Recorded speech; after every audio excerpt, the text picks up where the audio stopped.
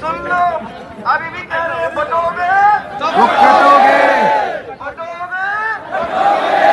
अब ये एक हमला कोई हिंदू सभा पर नहीं है, ये मत सोचना कि हिंदू सभा के ऊपर हमला होगा।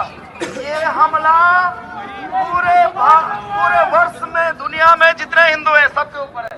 नमस्कार साथियों, आप मेरी बात का विश्वास कीजिए, कल पूरी रात मैं ठीक ढंग से सो नहीं पाया और अभी सुबह से मैंने ना नाश्ता करा है, ना मैंने स्नान किया है, ना ही मैंने चाय पी। सबसे पहले मैं ये वीडियो बनाने बैठ गया हूं और आज मेरी वीडियो से उन तथाकथित खालिस्तानियों और जो अपने मन में अलगाववाद का सपना पाले बैठे ना, आप यकीन मानना मेरी इस वीडियो को देखने के बाद ना आज उनके पिछवाड़े सुलगने वाले हैं और उनकी तशरीफ की टोकरी में ऐसी आग लगेगी जैसे किसी ने लाल मिर्चें ठूस दी हैं। जी हां, मैं बात कर रहा हूं कल की कनाडा की एक घटना की।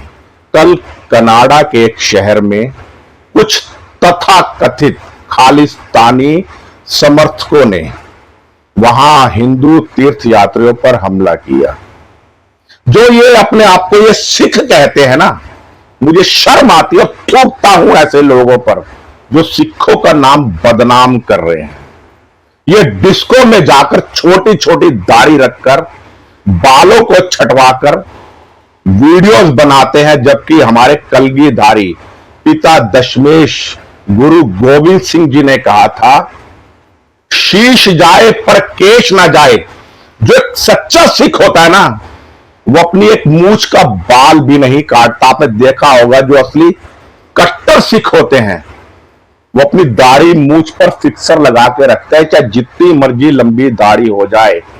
कभी वो पूरे जीवन पर्यंत ना ही अपने सर के बाल काटते, ना ही अपनी दाढ़ी मूंछों पर कैंची लगाते।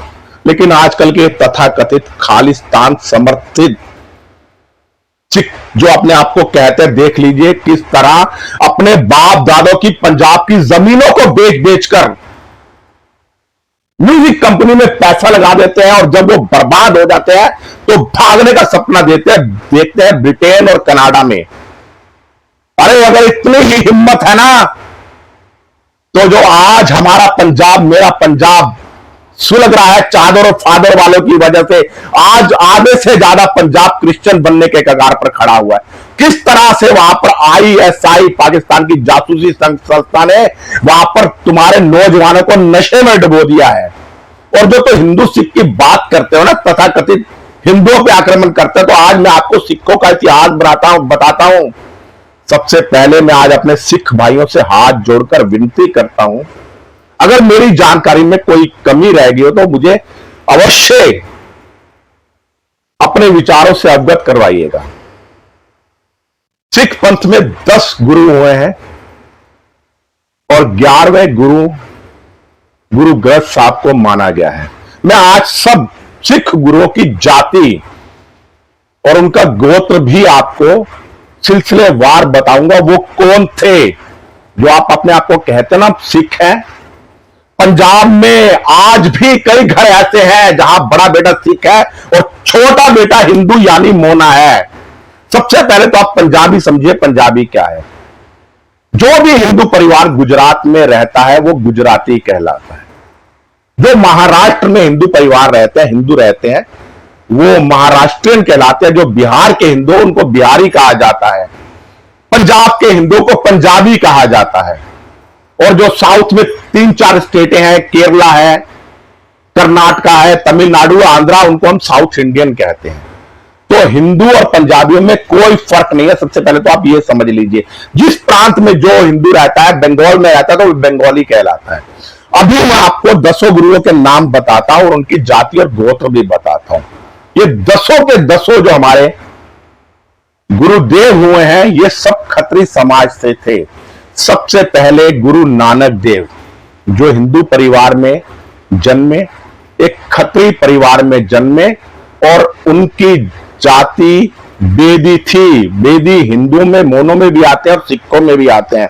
उनके बाद जो अगले गुरुदेव दूसरे हुए देव जी, उनकी जाति त्रेहन थी और वो भी खत्री समाज से ही आते थे। उसके बाद में जितने भी गुरु हुए हैं मैं आपको बता देता हूं। गुरु अमरदास जी की जाति खत्री थी और वो भल्ला समाज से आते थे। उनके बाद में जितने भी गुरु हुए वो केवल खत्री थे और सोडी समाज से आते थे।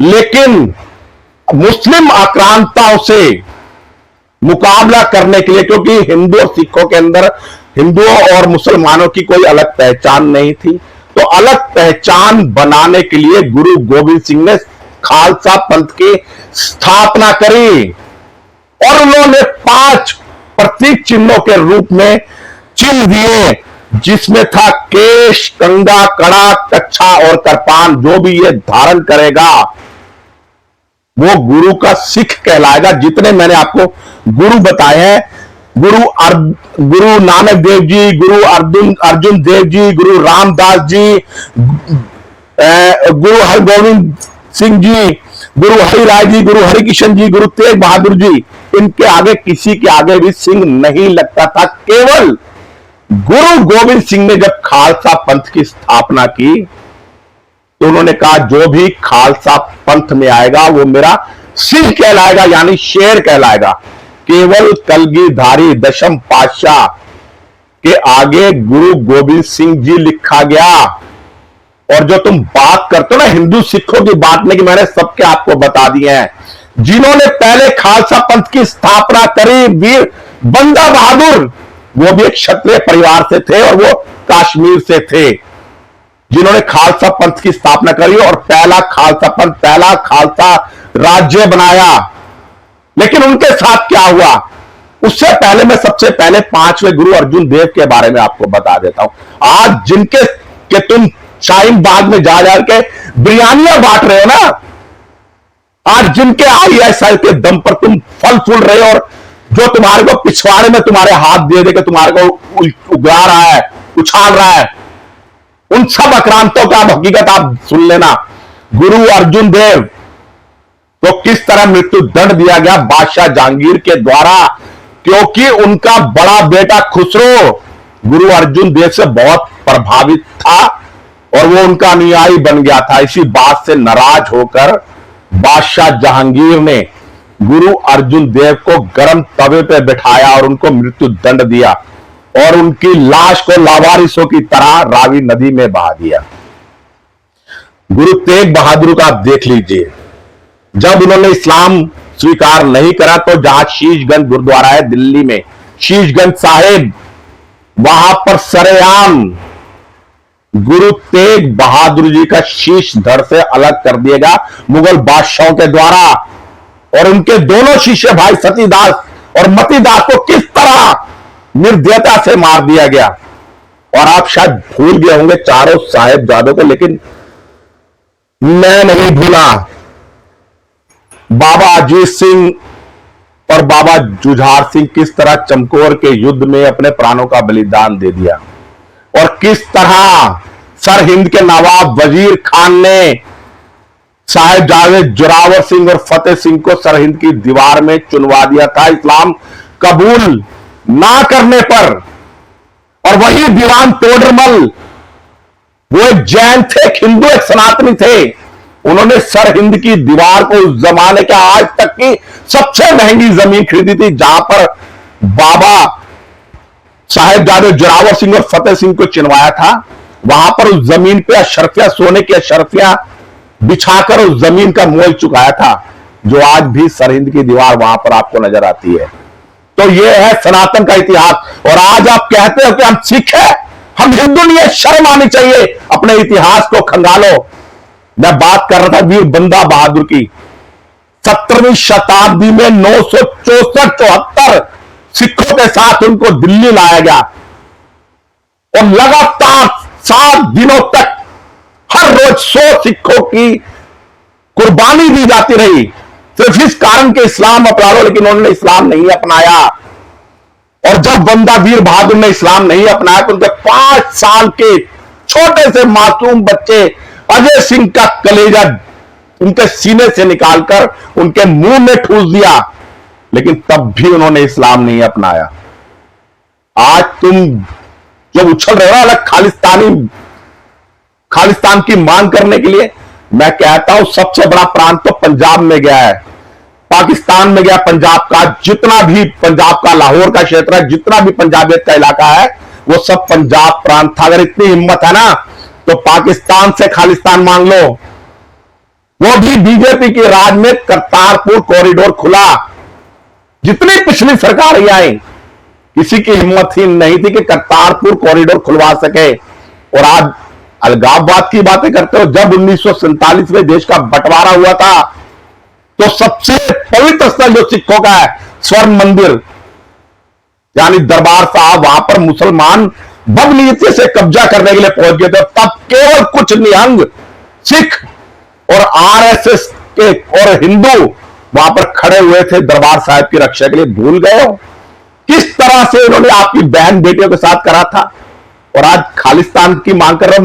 माना आप खालिस्तान ले भी लेते हो तो सिर्फ चंद कई दिनों में और महीनों में ना पाकिस्तान एक चींटी की तरह मसल देगा तुम लोगों को।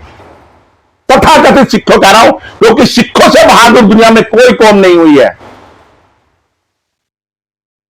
1.25 लाख से एक लड़ाऊं तब मैं नाम गुरु गोविंद सिंह का लाऊं। और आज मैं दशमेश पिता का इतिहास आपको बताने जा रहा हूं, जो मेरा टाइटल था कि गुरु गोविंद सिंह कौन थे। आप में से सब सिख भाई ज्यादातर आप हेमकुंड साहब गए होंगे। हेमकुंड साहब के सिर्फ 100 मीटर की दूरी पर एक मंदिर है, मर्यादा पुरुषोत्तम भगवान श्री राम के छोटे भाई लक्ष्मण जी का। आपने वहां उस मंदिर के भी दर्शन किए होंगे। ये वो मंदिर आप देख लीजिए। उस मंदिर पर स्पष्ट तौर पर लिखा हुआ है कि दशमेश पिता गुरु गोविंद सिंह पूर्व जन्म में दुष्ट दमन थे। और पूर्व जन्म केवल हिंदू मानते हैं, सिख मानते हैं नहीं, सनातनी मानते हैं। इस्लाम मानने वाले पूर्व जन्म को नहीं मानते, क्योंकि वो तो दोज़ख तक जमीन में दफन रहते हैं। और पूर्व जन्म में दशमेश पिता गुरु गोविंद सिंह जी का नाम दुष्ट दमन था। जहां उन्होंने, जब देवता और दानवों में लड़ाई हुई थी, उन्होंने देवताओं के पक्ष में युद्ध लड़ा था और युद्ध को जीता था।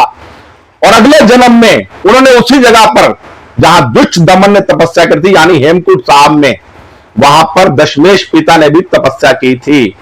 वही दशमेश पिता जिनको महाराष्ट्र के आश्रम में जहरीला खंजर घोंप दिया था। और खंजर घोंपने वाले कौन थे ये भी आपको मालूम होगा। आज आप उनके बिरयानियां खिलाते हो, उनको लंगर देते हो, गुरुद्वारों में नमाज अता करवा रहे हो। जिस कौम ने आपके गुरुओं के साथ ऐसा करा, आज आपको वो सगे नजर आ रहे हैं। और जिस सनातनियों से सिख धर्म चला, आज वो आपको दुश्मन नजर आ रहे हैं। शर्म आती है। सेना में जितने भी बड़े बड़े वीर योद्धा हुए, चाहे वो जनरल हुए, कर्नल हुए, वो सब सिख समाज से हुए हैं। सबसे ज्यादा सेना में सिख भर्ती होते हैं। आज भी देश के लिए प्राण न्यौछावर करने वाले। और आज गुरुओं की आत्मा भी कितनी दुखी हो रही होगी कि जिस सनातन के लिए हमने प्राण दिए, आज मेरे वो बच्चे एक अलगाववाद का सपना पाले बैठे हैं।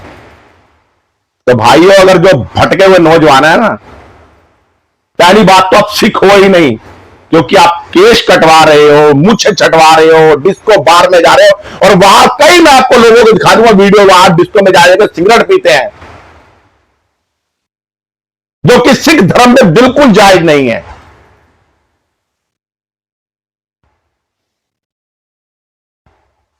लेकिन आप सब शौक पाल रहे हैं। बाप दादाओं की जमीनें बेच बेच कर म्यूजिक वीडियो एल्बम बनाते हैं, बर्बाद होने के बाद कनाडा भागते हैं। और वहां पर इसलिए लोग पंजाब में क्रिश्चियन धर्म अपना रहे हैं कि हमें जल्दी से शायद वीजा मिल जाएगा। किस तरह से धर्म को भ्रष्ट करवा रहे हैं आप लोग, शर्म आनी चाहिए। ये बात मैं इसलिए बोल रहा हूं क्योंकि मैं भी पंजाबी हां, भसीन, और मैं भी खत्री समाज तो आना हुआ। और ये समाज तो, जिस समाज तो साढ़े 10 गुरु निकले हैं, खत्री समाज तो पीड़ा होंगी है यार मन के अंदर।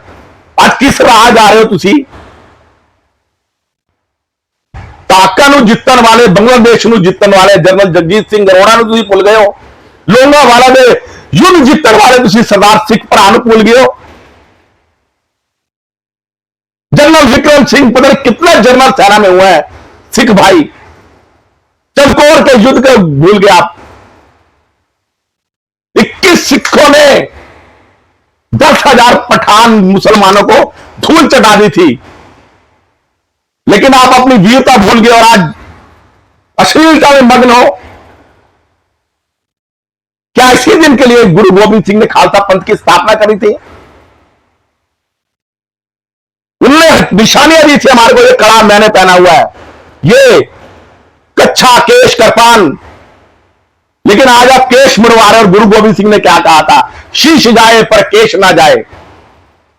इतनी हिम्मत है ना तो चादर फादर वालों को रोक लो। पंजाब में जो नशे में तुम्हारे नौजवान डूब रहे हैं उनको सुधार लो। लेकिन आपके आइडल तो वो पंजाबी गायक है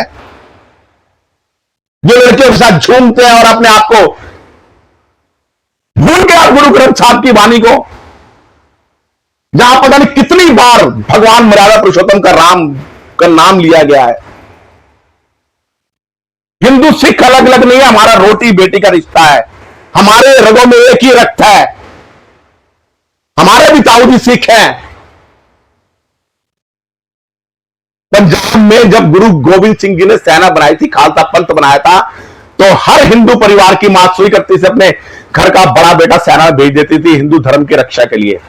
लेकिन आज वही कुछ, सभी सिखों को नहीं कह रहा हूं, सिर्फ 2-3% जो राह भटक चुके हैं और खालिस्तान खालिस्तान के नाम पर सिर्फ राजनीतिक रोटियां सेक रहे हैं। थू ऐसे सिखों पर। 5 प्यारे कौन से? अगर मेरी बातों का जवाब हो ना तो इस वीडियो के अंत में कमेंट्स बॉक्स में आकर मेरी बातों का जवाब अवश्य दीजिएगा। बस ज्यादा नहीं कुछ कहूंगा, मन में बहुत पीड़ा आक्रोश है, जो बातें मैंने कहनी थी कह दी। मैं सदा सत्य बोलता इसलिए सबको कड़वा लगता हूं, और शायद आज इस वीडियो के बाद मुझे बहुत सी धमकियां मिल जाए, हो सकता है, लेकिन मैं इन धमकियों से डरता नहीं हूं, क्योंकि मैं उस गुरु का शिष्य हूं जो इस्लाम की कुरीतियों के खिलाफ लड़ रहा है, और मैं भी मरते दम तक लड़ता रहूंगा। धन्यवाद। जय हिंद, जय भारत, वंदे मातरम। जो बोले सो निहाल, सत श्री अकाल।